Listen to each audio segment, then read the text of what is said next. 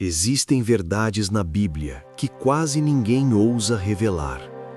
Textos antigos, personagens esquecidos, revelações que ficaram nas sombras. Aqui, nós vamos além das histórias conhecidas. Bem-vindo aos Segredos da Bíblia. Você já ouviu falar dos Néfilim? Gigantes colossais, filhos de anjos e mulheres humanas. Seres híbridos que desafiaram as leis divinas e marcaram um dos capítulos mais enigmáticos e controversos das Escrituras Sagradas. Quem eram eles? Por que surgiram? E o que levou esses seres celestiais, conhecidos como os vigilantes, a desobedecer à ordem do próprio Criador? A história dos Néfilim não é apenas um relato de seres sobrenaturais, mas uma revelação profunda sobre o conflito entre o céu e a terra, a corrupção da humanidade e o prenúncio do juízo divino que viria com o dilúvio de Noé. Poucos temas bíblicos despertam tanta curiosidade, especulação e mistério quanto este. Há quem diga que o segredo dos Néfilim está ligado a conspirações ocultas, arqueologia proibida e até ao futuro apocalipse. Prepare-se para mergulhar em um dos temas mais fascinantes e perigosos da Bíblia. Ao longo deste vídeo, vamos desvendar as origens dos vigilantes, o nascimento dos Néfilim, as consequências dessa rebelião e o impacto eterno que esses acontecimentos tiveram na história da humanidade. Mas antes, se você ama explorar os mistérios ocultos das Escrituras, inscreva-se agora no canal Segredos da Bíblia, ative o sininho e já deixe seu like. Isso nos ajuda a continuar trazendo conteúdos que alimentam sua fé e sua curiosidade. Agora respire fundo, pois estamos prestes a entrar em um território onde o céu e o abismo quase se tocaram. Desde os primórdios da criação, o cosmos foi regido por uma ordem perfeita, na qual cada ser tinha sua função determinada pelo Altíssimo. Os céus estavam povoados por inúmeras hierarquias angelicais, cada uma com sua missão: adoração, vigilância, proteção e execução da vontade divina. Dentre esses seres, um grupo específico, conhecido como os Vigilantes, tinha como missão observar a humanidade e auxiliar no desenvolvimento da criação. Eles eram enviados para vigiar, nunca interferir diretamente. Mas o que começa como vigilância logo se transforma em desobediência. O relato mais impactante dessa transgressão é encontrado no livro de Enoque, um texto antigo não incluído no cânon tradicional da Bíblia, mas profundamente respeitado por várias tradições judaicas antigas. Ali, lemos que um grupo de 200 anjos, liderados por um poderoso chefe chamado Senjasa, começou a se apaixonar pelas mulheres humanas. Essas mulheres, filhas dos homens, despertaram nos vigilantes um desejo proibido, algo que jamais deveriam ter permitido florescer em seus corações celestiais. Senjasa, temendo ser o único a assumir o peso de tamanha transgressão, propôs um pacto a todos os demais. Juremos todos e agarremo-nos por mútuas execrações, que não deixaremos esta obra e que nada nos separará desta intenção. E assim fizeram, selando o primeiro pacto rebelde fora da vontade de Deus. Essa decisão deu início ao maior escândalo celestial já registrado. Os anjos deixaram suas habitações, abandonaram suas naturezas espirituais superiores e tomaram esposas humanas, gerando uma descendência híbrida jamais vista, os Néfilim, palavra que em hebraico carrega o sentido de caídos ou os que fazem cair. Eram gigantes poderosos, de força e sabedoria sobrenaturais, mas corruptos em sua essência. O mundo, então, começou a ser corrompido de forma acelerada. Os Néfilim rapidamente dominaram as civilizações humanas. Eram descritos como guerreiros violentos, conquistadores e propagadores de todo tipo de perversão e idolatria. A Terra tornou-se um lugar onde o pecado se multiplicava numa velocidade alarmante.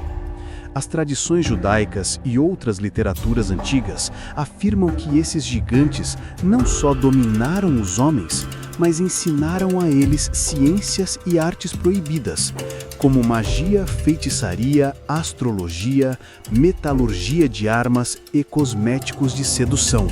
Era uma era de conhecimento corrompido, onde o saber servia à destruição espiritual. A presença dos Nephilim instaurou o caos na criação divina. Não era apenas uma corrupção moral, mas uma violação genética e espiritual da humanidade. O plano original de Deus, de um povo puro, foi contaminado por essa união ilícita.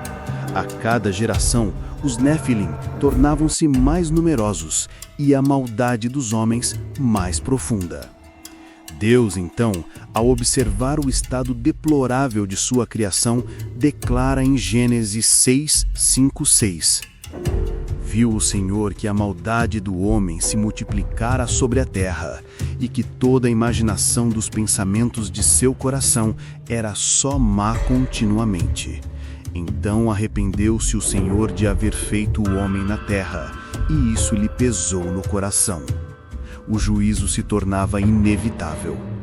Mas a história dos Nephilim não é apenas um conto de gigantes e violência. Ela é um símbolo da guerra entre o que é santo e o que é profano, entre o céu e a rebelião.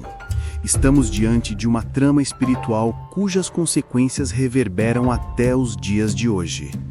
Agora que você conhece o início desta rebelião, prepare-se, pois no próximo bloco mergulharemos nas consequências devastadoras dessa aliança profana, o papel sombrio dos vigilantes e como tudo isso conduziu ao maior julgamento da humanidade, o dilúvio. À medida que os Nephilim cresciam em número e poder, sua influência sobre a humanidade tornava-se cada vez mais avassaladora. O que começou como uma transgressão oculta, logo se espalhou pela terra como uma praga invisível.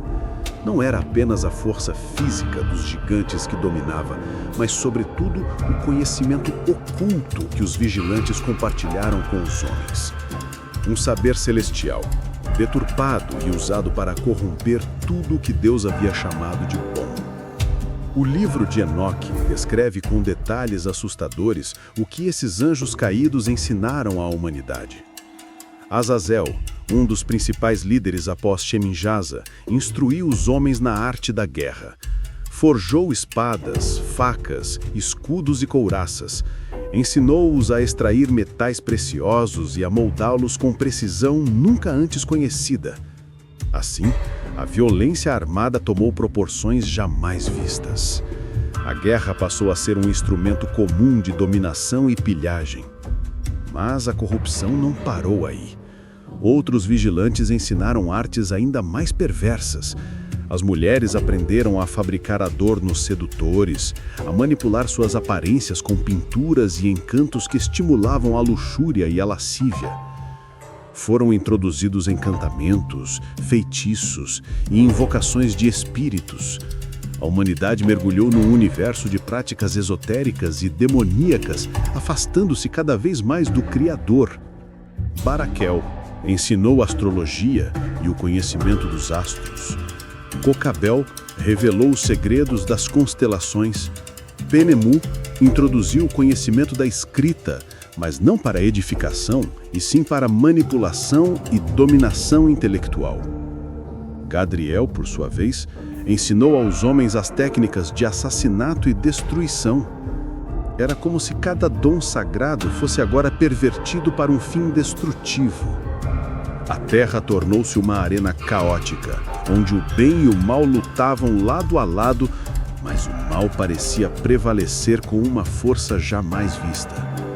A cada nova geração, os Nephilim e seus ensinamentos distorcidos ampliavam o abismo que separava o homem de Deus. A idolatria florescia, rituais pagãos proliferavam e os povos passaram a adorar os próprios Nephilim como deuses. O cenário era tão grave que o próprio céu começou a clamar por justiça. Os santos anjos fiéis, os verdadeiros guardiãos do trono divino, elevaram súplicas ao Altíssimo, denunciando a devastação causada pela rebelião de seus irmãos caídos. O livro de Enoque descreve como esses anjos santos levaram o caso ao próprio Deus, suplicando pelo fim daquela degradação. Então, o Altíssimo, em sua justiça perfeita, convoca o arcanjo Uriel para anunciar o veredito divino. Uriel desce à terra e revela a Noé o iminente julgamento. Eis que toda a terra perecerá, e um dilúvio virá sobre o mundo para destruir tudo o que nela há. Mas antes do dilúvio, Deus ordena que os líderes dos vigilantes sejam aprisionados. O arcanjo Rafael é enviado para capturar Azazel e lançá-lo no deserto, cobrindo-o com pedras cortantes, onde aguardaria o dia do juízo final. Shemjaza e os demais seriam acorrentados em abismos profundos, aguardando sua condenação definitiva. Enquanto isso, os próprios Nephilim, filhos híbridos da união profana, começam a se voltar uns contra os outros em guerras sangrentas. O que nasceu da violência termina em autodestruição, como se a própria natureza corrompida desses gigantes exigisse seu próprio extermínio. O céu havia decretado: a limpeza da terra viria através das águas. O dilúvio seria o último ato desta primeira grande rebelião espiritual. Mas o legado sombrio dos vigilantes não terminaria com o dilúvio. Como veremos no próximo bloco, muitos acreditam que vestígios de seu conhecimento proibido e de suas influências espirituais ainda persistem, ocultos até os dias de hoje, alimentando teorias conspiratórias, sociedades secretas e até os eventos do fim dos tempos. O cenário sombrio instaurado pelos nefilim vigilantes tornara-se insustentável diante da santidade do Criador. A contaminação espiritual e física da humanidade havia atingido proporções que ameaçavam o próprio plano divino de redenção. Era chegada a hora do juízo. E Deus, em sua misericórdia e justiça perfeitas, decretou um evento cataclísmico que purificaria a terra: o dilúvio universal. A Bíblia, em Gênesis 6, descreve como Deus encontrou em Noé um homem justo em meio à corrupção generalizada. Enquanto o mundo se entregava à violência e à perversão, Noé manteve-se íntegro em sua geração, obediente e reverente ao Altíssimo.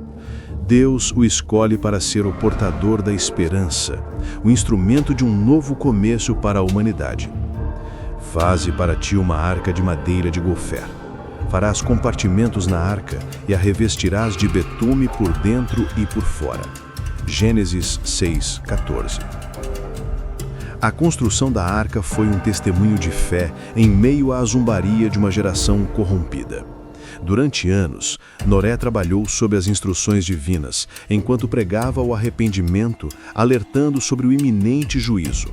Mas seus avisos foram ignorados. O povo, dominado pela influência dos nefilim e seduzido pelos ensinamentos proibidos dos vigilantes, ria da ideia de uma destruição vinda dos céus. Finalmente, o tempo da misericórdia se esgotou.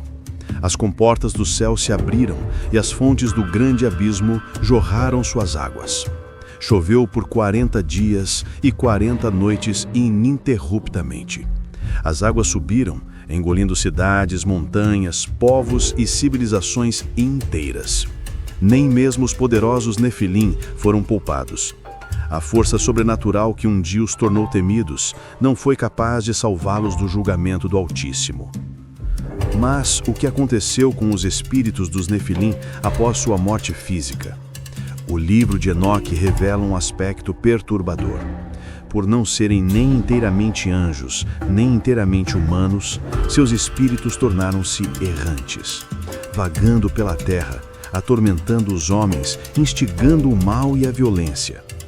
Esses espíritos seriam as entidades conhecidas posteriormente como demônios. E agora, os gigantes, que nasceram de espíritos e carne, serão chamados espíritos malignos sobre a terra. e sobre a terra será sua habitação. Enoque 15:8. Assim, a rebelião dos vigilantes não apenas provocou o dilúvio, mas também inaugurou a presença demoníaca ativa sobre o mundo físico, criando uma nova camada de batalha espiritual que persiste até hoje. Enquanto isso, Noé e sua família, protegidos na arca, sobreviveram ao cataclismo. Ao término do dilúvio, a arca repousou sobre as montanhas de Ararat. Um novo pacto foi estabelecido entre Deus e a humanidade, simbolizado pelo arco-íris, sinal da aliança de que tal destruição global nunca mais ocorreria da mesma forma. Porém, o plano das forças espirituais rebeldes não cessou com as águas do dilúvio. Seus ecos continuaram a ressoar ao longo da história. Vestígios dos Nefilim e do conhecimento dos vigilantes continuariam a surgir em várias civilizações antigas, histórias de gigantes, mitologias de semideuses e registros de conhecimentos ocultos que desafiam até hoje arqueólogos, teólogos e pesquisadores. No próximo bloco, mergulharemos nas teorias modernas sobre as supostas sobrevivências dos Nefilim, possíveis linhagens ocultas e a relação misteriosa com sociedades secretas e eventos escatológicos ainda por ver. Será que o sangue dos gigantes ainda corre em algumas veias da humanidade? Embora o dilúvio tenha destruído fisicamente os Nefilim da antiga era, muitos estudiosos, teólogos e pesquisadores das escrituras questionam: será que suas linhagens realmente desapareceram por completo?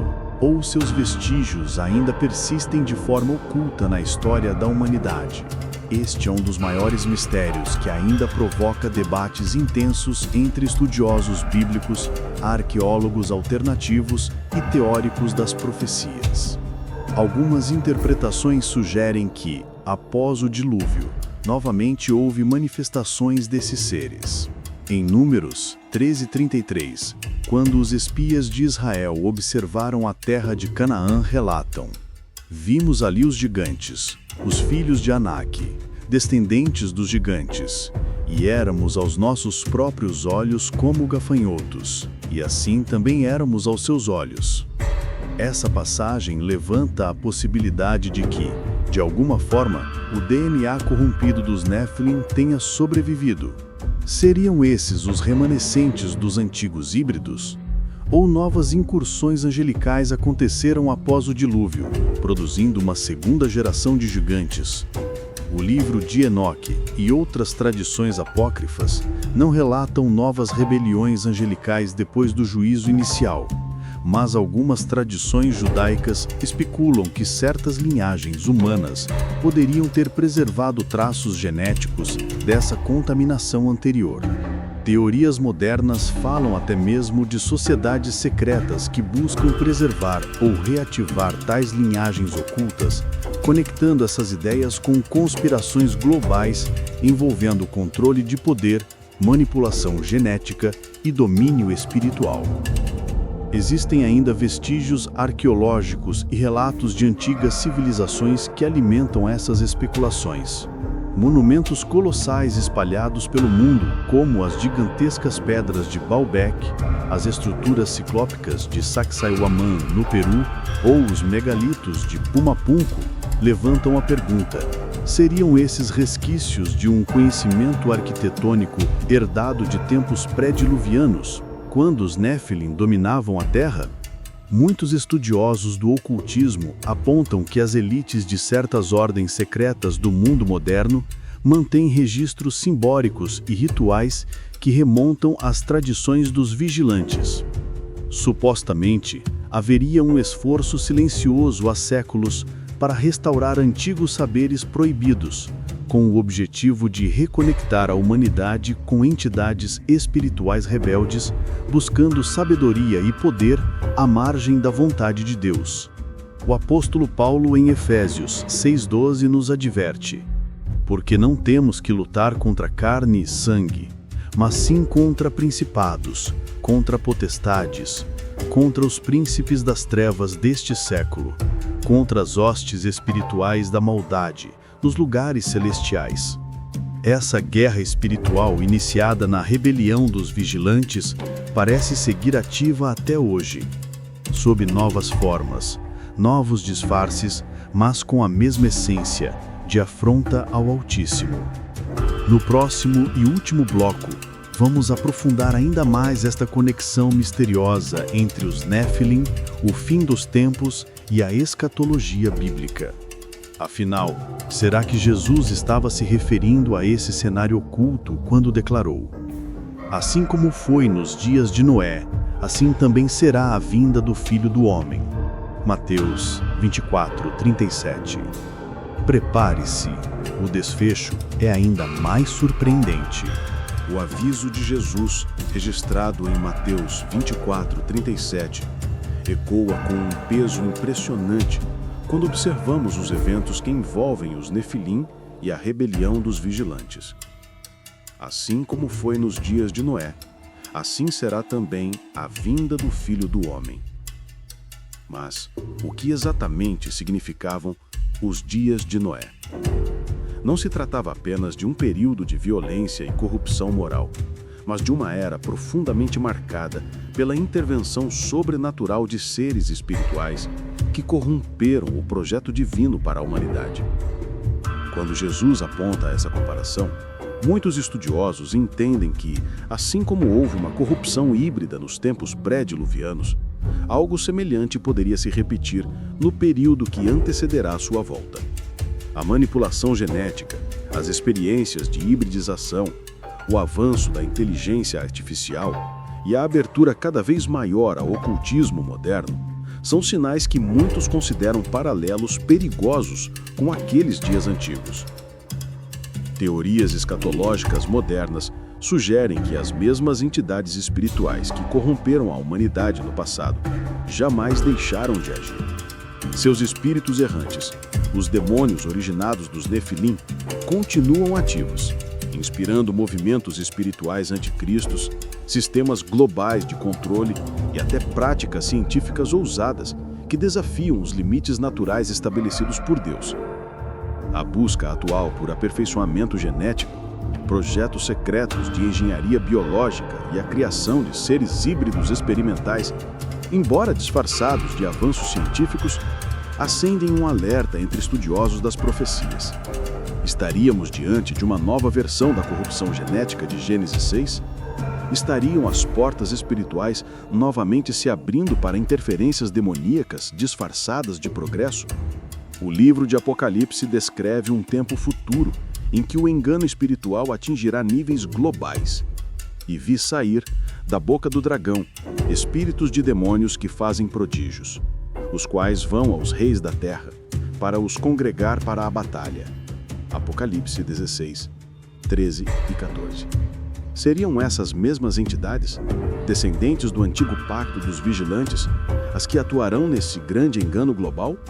Muitos estudiosos veem nesses textos a continuidade da batalha espiritual iniciada nos dias de Enoque. Além disso, a constante aparição de relatos contemporâneos envolvendo OVNIs, abduções, experimentos de cruzamento genético e supostos contatos com seres superiores reforçam a hipótese de que o mesmo engano ancestral agora adota novas formas. Relatos de supostos híbridos modernos, chamados de crianças estrelares ou sementes alienígenas em algumas linhas conspiratórias, nada mais seriam do que um eco atualizado da antiga intervenção dos vigilantes. Por trás de toda essa trama, permanece a certeza bíblica de que o Altíssimo mantém o controle soberano da história. Ainda que as forças espirituais rebeldes tentem retomar seus antigos domínios, o seu fim já está selado. Em Apocalipse 20 lemos que o destino final de Satanás e seus anjos caídos será o lago de fogo, onde permanecerão eternamente. Por isso, o grande chamado da profecia de Jesus sobre os dias de Noé não é apenas um alerta intelectual, mas um apelo espiritual urgente. Vigiar, permanecer firme na fé e não ser enganado pelas sutilezas do engano moderno. O mesmo Deus que salvou Noé e sua família promete proteger e preservar o seu povo fiel até o fim dos tempos. E agora, eu pergunto a você: será que estamos de fato presenciando o retorno dos dias de Noé? As evidências estão diante de nossos olhos? Comente abaixo sua opinião e compartilhe este vídeo com aqueles que buscam a verdade por trás dos mistérios mais ocultos das Escrituras.